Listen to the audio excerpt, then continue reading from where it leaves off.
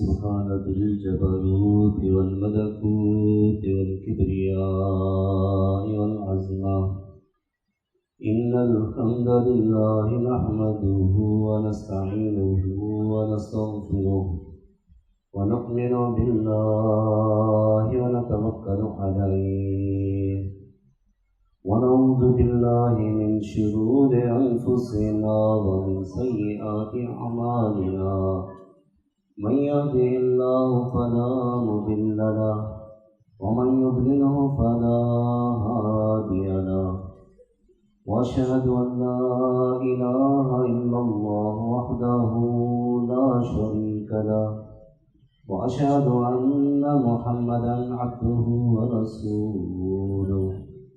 अल्लाहुम्मा सल्लि अला मुहम्मदिन व अला आलि मुहम्मद कमा सल्लैता अला इब्राहीम व अला आलि इब्राहीम इन्नका हमीदुम मजीद।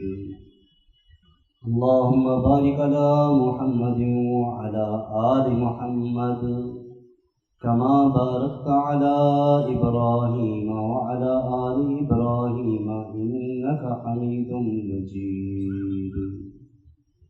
अम्मा बअदु फ़इन्न खैरल हदीस किताबुल्लाह व खैरल हदी हदी मुहम्मदिन सल्लल्लाहु अलैहि वसल्लम व शर्रल उमूरि मुहदसातुहा व कुल्लु मुहदसतिन बिदअह व कुल्लु बिदअतिन दलाला व कुल्लु दलालतिन फिन्नार। अऊज़ु बिल्लाहि स्समीइल अलीम मिनश शैतानिर रजीम मिन हमज़िही व नफ़्ख़िही व नफ़्ख़िही। अल्लाह रब्बुल इज़्ज़त का इरशाद है, या अय्युहल्लज़ीना आमनू इस्तईनु बिस्सब्रि वस्सलाह इन्नल्लाह मअस्साबिरीन। ए ईमान वालों, मदद हासिल करो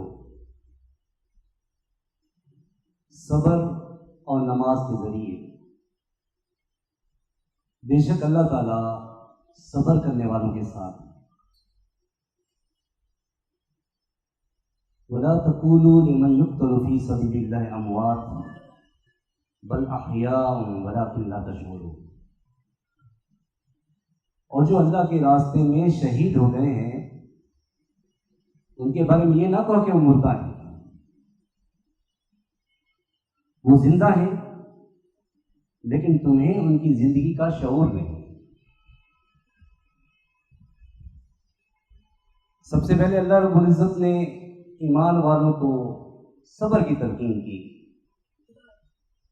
यानी जंग में जो भी तकलीफें पहुंची हैं, जो अपने जुदा हो गए हैं,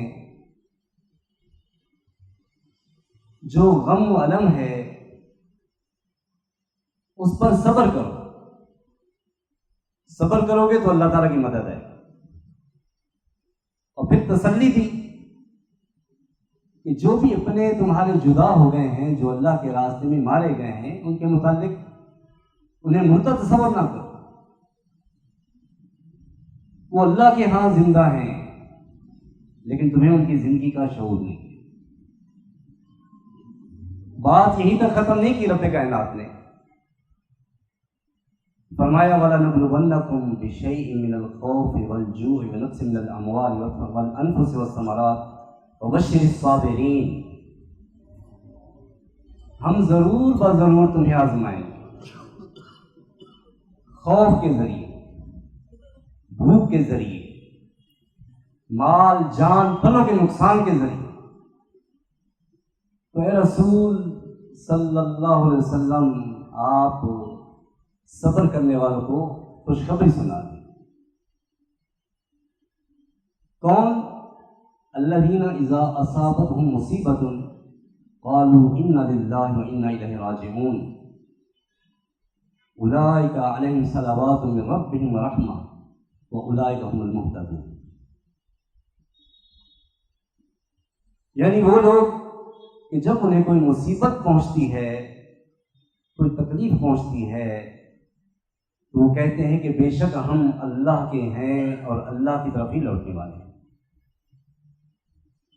यही वो लोग हैं कि जिन पर उनके रब की तरफ से खास इनायात और रहमतें बरस रही हैं, और यही वो लोग हैं जो हिदायत याब हैं। सूरह बकरा की ये 5 आयात सब्र का एक वसी मजमून पेश करती है। रब कायनात ने ईमान वालों को तसल्ली देने के बाद फिर ये भी फरमा दिया कि मामला यही खत्म नहीं है, तुम पे भी आजमाइशें आएंगी, तुम्हें भी आजमाया जाएगा, भूख भी आएगी, माल का नुकसान भी होगा, जानों का नुकसान भी होगा, लेकिन सब्र करना होगा। और कोई भी तकलीफ पहुंचे तो उसे रब की तरफ लौटा दो कि बेशक हम अल्लाह के हैं और अल्लाह की तरफ लौटने वाले हैं। बंदे का सबसे बड़ा नुकसान क्या है? सबसे बड़ा नुकसान जान का जाना। मिसाल के तौर पर एक आदमी की बड़ी जायदादें हैं, बहुत माल है, जमीनें हैं, जान ही चली जाए तो किस काम का? तो इसलिए कितना भी बड़ा नुकसान हो जाए, अगर जान सलामत है, आफियत में है इंसान, तो फिर अपने रब के शुक्रगुजारी में कलमात कहे कि बेशक हम अल्लाह के हैं और उसी की तरफ लौटने वाले हैं। यानी जान तक का इकरार कर दे कि मेरी जान भी तो अल्लाह की है, क्या हो गया अगर नुकसान हो गया? तो ये है सब्र का दर्स। अल्लाह के नबी सल्लल्लाहु अलैहि वसल्लम ने बड़ी तरबियत की सहाबा कराम की सब्र के सिलसिले में कि वो लोग सब्र को समझें। सही बुखारी में सहाबा कराम मौजूद हैं, मस्जिद में नमाज का इंतजार कर रहे हैं, अल्लाह के नबी सल्लल्लाहु अलैहि वसल्लम भी मौजूद हैं। आधी रात गुजर जाती है, लोग इंतजार में है कि कब आप निकलेंगे, आप नमाज पढ़ाएंगे। अल्लाह के नबी सल्लल्लाहु अलैहि वसल्लम आधी रात में निकलते हैं नमाज पढ़ाने के लिए। ये क्या है? सब्र की तरबियत। इकामत हो चुकी, आप सल्लल्लाहु अलैहि वसल्लम एक शख्स से देर तक बातें करते हैं, लोग खड़े हैं नमाज के इंतजार।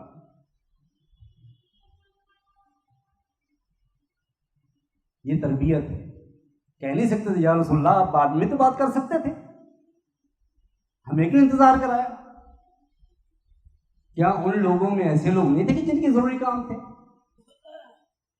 ईमान था, यकीन था, सब्र था उनमें कि जो भी लम्हात इंतजार में गुजर रहे हैं, ये मकबूल नमाज का अजर मिल रहा है। ऐसे तो मालूम नहीं हमारी नमाजें कैसी हों, लेकिन वो जो लम्हात इंतजार में गुजरते हैं, बंदा सब्र करे और रब से अजर की उम्मीद रखे तो उसके लिए बेहतर है। अल्लाह के नबी सल्लल्लाहु अलैहि वसल्लम ने एक ऐसा वाकया बयान किया कि रोंगटे खड़े हो जाते। सब्र सिखाने के लिए, लोगों को सब्र समझाने के लिए कि इसकी अहमियत क्या है। सही बुखारी से मुस्लिम में अल्लाह के रसूल सल्लल्लाहु अलैहि वसल्लम ने फरमाया कि पिछले वक्तों में एक बादशाह था, उसका एक जादूगर था।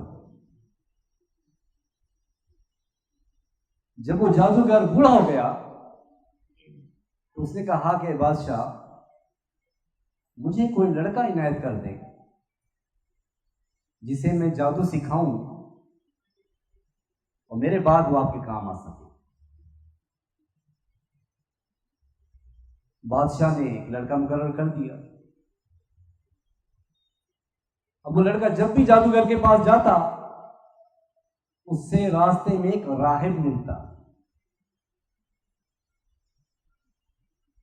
उस राहिब की बातें उस लड़के को बहुत अच्छी मालूम होती, उसके साथ बैठ जाता।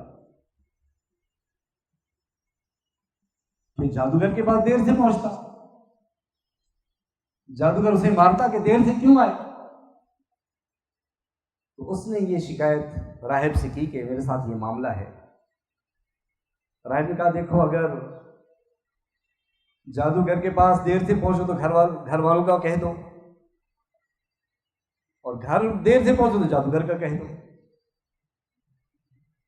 ये मामला चलता रहा। एक दिन ऐसा हुआ कि लड़का जा रहा था और रास्ते में एक बहुत बड़ा जानवर बैठा था जिसने लोगों का रास्ता रोक रखा।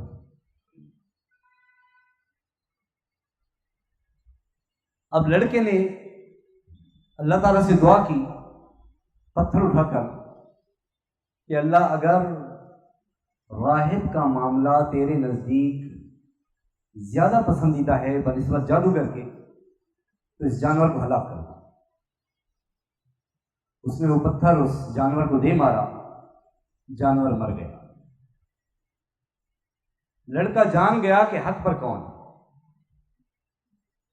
उसने ये बात आकर राहिब को बताई।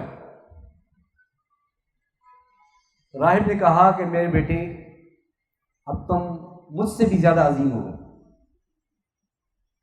और मैं देख रहा हूं कि अनकरीब तुम आजमाए जाओ। तो देखो, जब भी तुम्हारी आजमाइश हो मेरा नाम ना लेना, मुझे मेरा ना बताना। उस लड़के का इल्म यहां तक पहुंचा कि वो हर बीमारी का कामयाब इलाज करने लगा।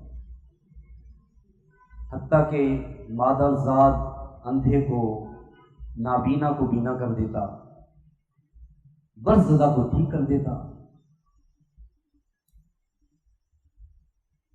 ये बात बादशाह के एक मसाहिब, एक दोस्त, एक साथी को पहुंची जो कि नाबीना था। तो बहुत सारे तोहफे ताइब लेकर लड़के के पास आ गए। तो कहने लगा कि अगर तुम मुझे ठीक कर दो तो ये सारे तोहफे तुम्हारे। उसने कहा कि शिफा मैं नहीं देता, शिफा तो अल्लाह ताला देता है। अगर तुम अल्लाह ताला पर ईमान ले आओ तो मैं दुआ करूंगा कि अल्लाह ताला तुम्हें शिफा दे। वो वजीर, वो दोस्त अल्लाह ताला पर ईमान ले आया। लड़के ने दुआ की, ठीक हो गया। वो बादशाह की मजलिस में पहुंचा, जैसे बैठा करता था। बादशाह ने पूछा कि तुम्हारी बीनाई कैसे लौट आई, कैसे ठीक हो गए? उसने कहा कि मेरे रब ने मुझे शिफा दी। बादशाह ने कहा क्या मेरे अलावा भी तुम्हारा कोई रब है? उसने कहा हाँ, मेरा और तुम्हारा रब अल्लाह है। बादशाह ने उसे गिरफ्तार कर लिया। उसको इतनी अजियत दी कि उसने लड़के का बता दिया। बादशाह ने लड़के को बुलवा लिया और कहा कि मेरे बेटे, तेरा जादू इस हद को पहुंच गया कि नाबीना को बीना कर देता है, बर्ज़दा को ठीक कर देता है। लड़के ने भी वही जवाब दिया कि मैं शिफा नहीं देता, शिफा तो अल्लाह ताला देता। बादशाह ने उसे भी पकड़ लिया और उसको इतनी तकलीफ दी, इतनी अजियत दी कि उसने राहिब को बता दिया। राहिब को भी गिरफ्तार करके लाया गया। तो सबसे पहले बादशाह ने राहिब से कहा कि ईमान से फिर जाओ, अल्लाह ताला पर ईमान से इनकारी हो जाओ। तो राहिब ने इनकार किया। उसकी मांग में लोहे का आरा रखा गया और उसे फिर चीर कर 2 टुकड़े कर दिए। उसके बाद बादशाह ने अपने वजीर को बुलाया और उसे कहा ईमान से फिर जाओ, उसने भी इनकार किया। तो बादशाह ने उसके साथ भी वही सलूक किया। फिर बारी आई लड़के की, तो बादशाह ने अपनी कुछ फौज के हवाले कर दिया कि इसे फलां पहाड़ की चोटी पर ले जाओ, ईमान से फिर जाए तो ले आना, और ना फिरे तो उसे पहाड़ से गिरा देना।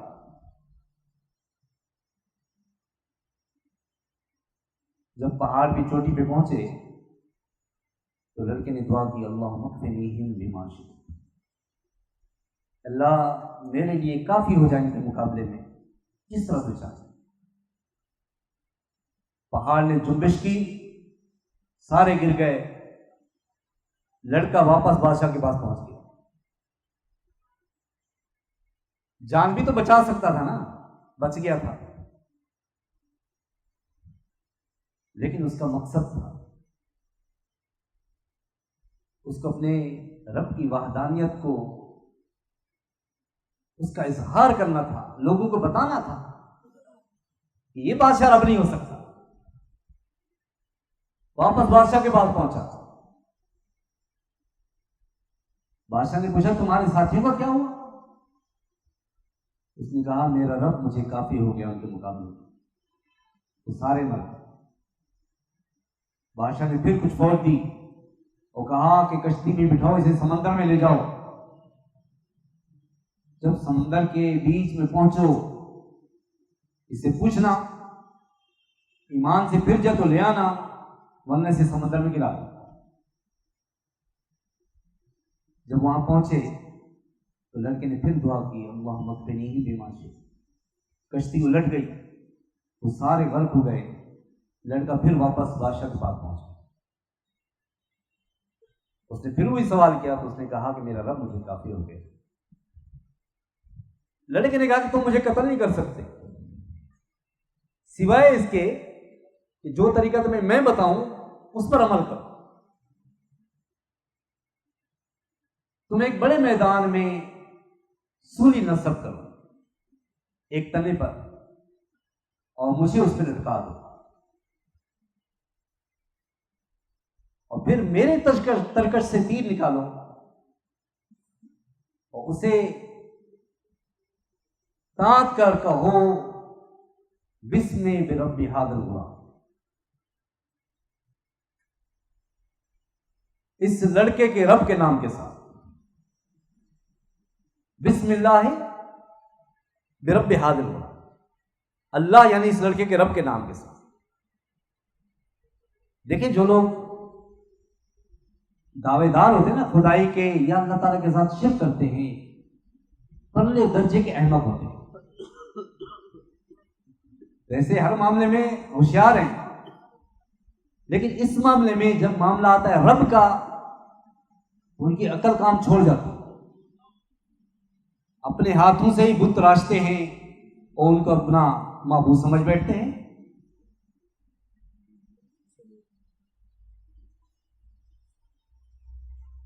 तो बादशाह ने ऐसा ही किया, उस लड़के को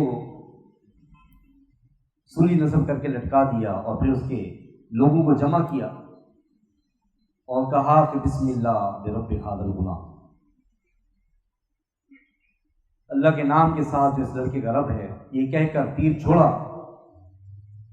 तीर उसकी कनपट्टी पे लगा, वो हाथ रख के फौत हो गया। सारे लोग कहने लगे आमन्ना बिरब्बि हादिल गुलाम, हम इस लड़के के रब पर ईमान ले आए।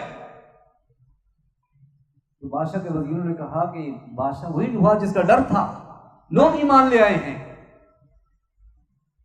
बादशाह फिर भी ना समझा और उसने कहा कि जो ईमान लाए हैं उनके रास्ते में खंदकें खोद दो, आग जला दो, और जो ईमान से ना फिरे उसे आग में झोंक दो। तो उन्होंने ऐसा ही किया, ईमान वालों को आग में डाल दिया और आखिर में एक औरत बची जिसके पास छोटा बच्चा था। उस बच्चे ने कहा या उम्मा इस्बरी फइन्नकी अलल हक, ऐ मेरी मां तू सब्र करना, बेशक तू हक पर है। तो ये है सब्र, सब्र का मामला हो तो जान की परवाह मत करना, क्योंकि ये जान अल्लाह ताला की है। तो आपने ईमान का दावा किया है, आपको हर तरह की आजमाइशें आएंगी, आपको नुकसान भी होगा, आपका वक्त भी लिया जाएगा, हत्ता कि जान तक मामला आएगा, लेकिन आपने सब्र करना है। अल्लाह ताला हम सबको सब्र की तौफीक अता फरमाए। और कुल को लिहाजा